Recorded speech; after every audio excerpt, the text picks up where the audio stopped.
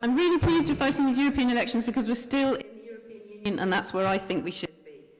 I'm the only MEP here that's actually been elected before and has experience of working as an MEP in the European Union that's standing for a clearly Remain party. So I'm the experienced Remain voice, and I'm proud to stand on my track record of fighting tax avoidance, helping fund the sustainable economy, and working for more humane and sustainable farming.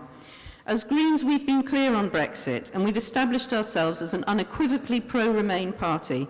I'm really proud of the leadership that Caroline Lucas has been giving nationally in the campaign for a people's vote, and I've been proud to stand alongside her, resisting the unthinkable destruction that Brexit will bring to our country.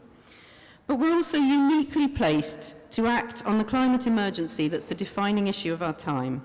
The conversation on climate has been transformed, and people trust Greens not just to tell the truth on climate, but to have a clear and practical plan for action ambitious enough to respond to the emergency that we're facing. But I also want to say thirdly and crucially, we are the only party that's capable of addressing the reasons that so many people chose to vote for Brexit in 2016. It's vital that we have a clear sense of what we have to offer our poorest communities, whether or not Brexit goes ahead. That's why I often talk about my tax work when I'm in conversation with leavers.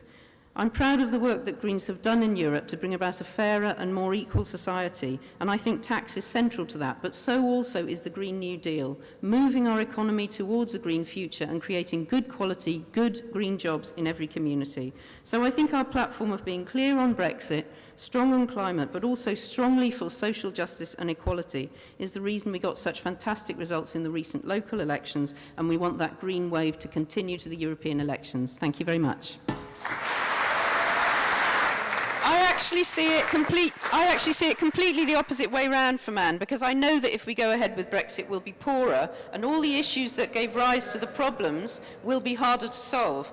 People were very angry at the time of the referendum. They were angry because we lived through a financial crisis, and the burden of that financial crisis was put on the poorest people in our society, while the richest continued to get richer. That was grossly unjust. And between 2010 and 2015, the coalition government introduced a policy of austerity that was about welfare cuts, cuts to local government, suppressing pay in the public sector. It was a recipe for causing unrest and division in society and reducing people's basic security. So we have to address those issues. A lot of people who voted for Brexit were voting for their own security because they were angry. It was nothing to do with Europe in many cases.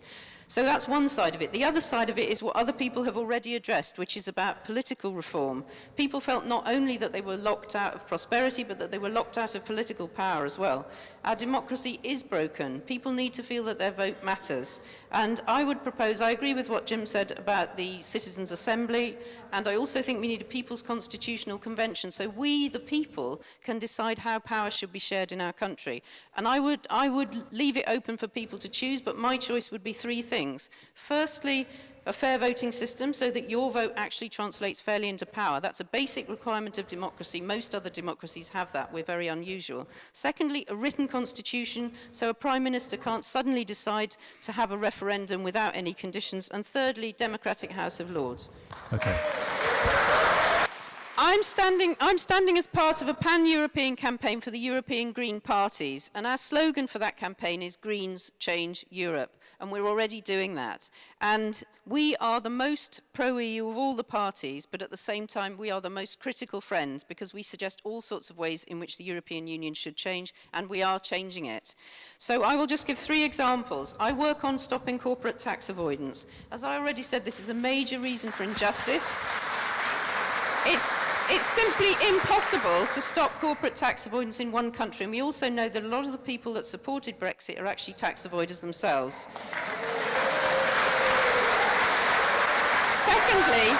Secondly, I've worked very hard on sustainable finance. I'm a professor of economics, and I've worked to shift the investment away from the dirty industries of the past and towards the sustainable industries of the future. That job is half done. I would like to go and complete it. And lastly, we come from a farming region. I've worked very hard to make sure that we have sustainable farming so we're not killing the wildlife in our fields and in our countryside as we are at the moment.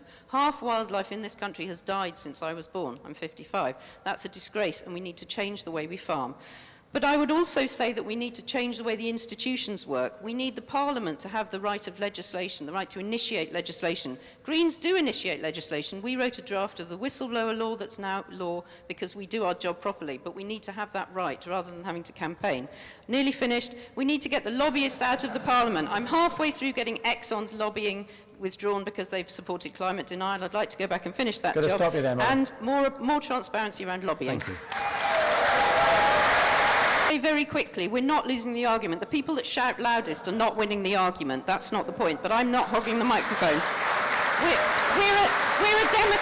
We're a democratic country. You don't win in a democratic country by shouting. The polls show that people have changed their minds right across the southwest. People are changing their minds. They were promised it would be easy. They were promised it could all be done in an afternoon. They were promised that we would be richer. They were promised that we would have £350 million for the health service. All these leave lies have unravelled. That's why we have a right to choose again. And the polls show that Remain has been in the lead for more than a year, and it's now 60-40 in favour of Remain. If we're a democratic country, we have the right to say that this was a mistake and we can reverse it.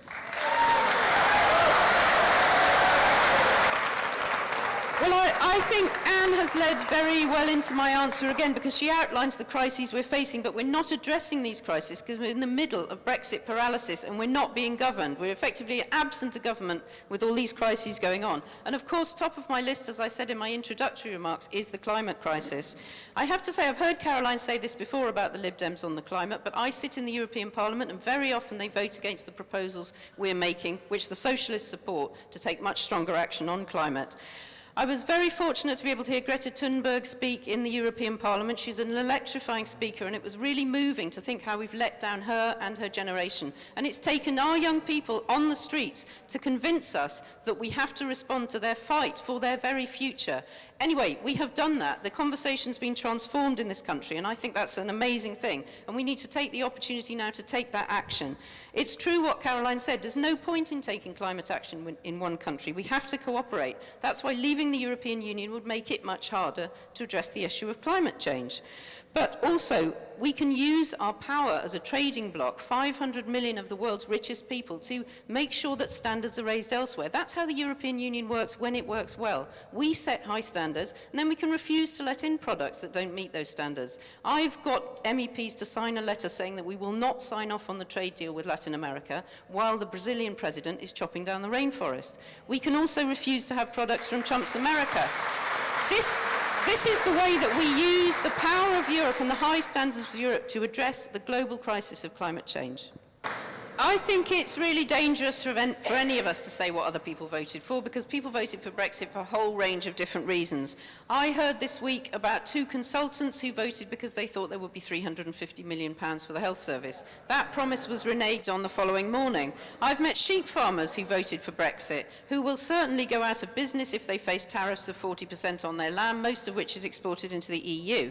When I hear people saying what we're going to get out of Brexit, including Anne, including a lot of people who make a lot of noise saying this, it's a whole series of abstract nouns. Now, I'm not terribly impressed by that. I want a clear, practical plan about how this is going to make life better, not just for people that voted for Brexit, but for everybody in this country, and particularly for some of the poorer people in this country who I know their lives will be made worse if we go ahead and leave the European Union. Now, I think the biggest reason people voted for Brexit was because the 2 main parties, in fact the 3 main parties in this country, have done a sort of deal with the corporations who are running the global economy. And the deal said, you can have as much plastic crap as you like, but you will not have dignity in work. And I think that was a bad deal. And I think we need to rethink the way globalisation works. And part of what I do in the European Parliament is taming globalisation so that it works for everybody. We do that through tax avoidance, we do that through trade policy. The Competition Commissioner does that to make sure that there's fair competition between small businesses and between the largest corporations. Only the European Union is capable of restraining corporate power and getting a better deal for all of us in work. We need to share the wealth better of the global economy, but I don't believe Brexit will achieve that. I believe we need to make Europe work to achieve that. And we also need a Green New Deal, which is one plank of the Greens' pan-European proposal for this election, a Green New Deal where we shift our economy away from the dirty industries and create the good quality, highly skilled jobs of the future. Molly, could I stop you there? Thank you. So I think one of the most important things that was said in that report was that inequality is now so serious that it's undermining our democracy and tearing apart the social fabric. We need to address this urgently. And this is why, as the Green Party, we say we don't have to just be tough on Brexit, we have to be tough on the causes of Brexit, because Brexit was an expression of people's lack of hope because of rising inequality and just general unfairness. Now, I think this has arisen because we've been living with an ideology that says markets solve problems and markets are independent. This hasn't worked. We've lived with this ideology for 30 years, 40 years now, and it's not working. It's breaking our country. I think that we have very serious questions around some of the policies that have been introduced. For example, privatisation, which has massively increased the wealth of shareholders but undermined the services that we all depend on. I think we should renationalise public services, get all private sector contracts out of the health service, renationalise the railways, and also end PFI contracts, which are an absolute iniquity. I've already mentioned tax avoidance, but the Green Party is very happy to say that we think richer people should pay more taxes. That's the price you pay to live in a civilised society. We've worked in the European Parliament as Greens to try and have stronger regulation of the financial sector, but all the other groups oppose us in that. We're actually allied with the FT there, and everybody else disagrees, and they want to let the financial sector rip again. It's destabilising and it creates inequality. Molly, we also propose a citizens' income, and a maximum pay differential of 10 times between the best paid and worst paid in any company. So we chose to launch the Greens campaign for these European parliamentary elections at St Peter's Church in Bristol, and it's a church that's been left in ruins like Coventry Cathedral to remind us of the horrors of war and to remind us of the importance of working for peace. Peace doesn't happen by accident, you have to make peace. And the people who built the European Union, the founding fathers, they made peace, and they made it as a tribute to their fallen colleagues, their fallen comrades who they had lost in the war, and they had determined that they would never allow war in Europe again. And I must admit, I hadn't understood the depth of the commitment until I was in the European institutions myself, and you're constantly reminded of that. And it's particularly the axis between France and Germany that's so important in building this peace. It's held us all together in peace for the lifetime of everybody in this church today, and we should absolutely not imperil that. Peace has to be made. It doesn't happen automatically. And the European Union has made peace, and that's why it won the Nobel Peace Prize. So somebody shouts out rudely, I thought, that NATO has made peace. I disagree with that. NATO is a system of mutual alliances. That's exactly the kind of system that existed previously and which led us into a number of wars. Because if one country goes into a war, it drags other countries in with it. And NATO is also encouraging more spending on defence. What we have to do is spend money on peacemaking, not on preparing for war. What has built peace in Europe is the cultural links made every day between twin countries, between twin cities across the European Union, the Erasmus programme, people travelling, people learning about their European neighbours in this amazingly diverse continent we live in. Let's not put that at risk. Look, the most important thing the European Union can do to tackle climate change is introduce a carbon tax, because at the moment it's often cheaper to do something that's bad for the climate than to do something that's the right thing to do for the climate. A very good example is flying. Now, if we introduce a carbon tax, then everything that produced carbon dioxide emissions would become more expensive automatically. And we could actually set that carbon tax on a trajectory like that, so every year it would become more expensive, and this would be a massive lever on the whole European economy to make us move towards a much more carbon neutral future. The reason we don't have that, the European Commission actually proposed that in 1992. If we'd followed through in 1992, we wouldn't be in a climate emergency. The reason it didn't follow through on that was that some governments blocked it, sadly, including our own.